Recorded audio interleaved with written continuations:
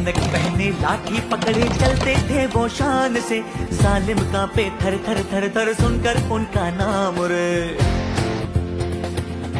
हो कद था उनका छोटा सा और सरपट उनकी चाल रे, दुबले से पतले से थे वो चलते सीना तान गए।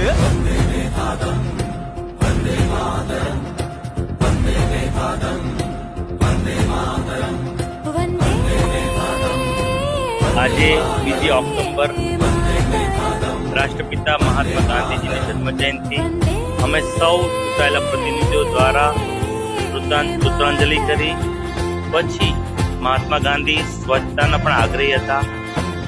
વડાપ્રધાન શ્રી નરેન્દ્રભાઈ મોદી 2014માં વડાપ્રધાન બન્યા, તેમના વિચારને સમગ્ર દેશમાં સ્વચ્છતાના આગ્રહી બનાવ્યા। તેના ભાગરૂપે આજે અમે સૌ સુરતના ચૂંટાયેલા પ્રતિનિધિઓ, વહીવટતંત્ર, એનજીઓ દ્વારા ડુમસ બીચની સફાઈ કરી અને સ્વચ્છતાના શપથ લેવડાવ્યા।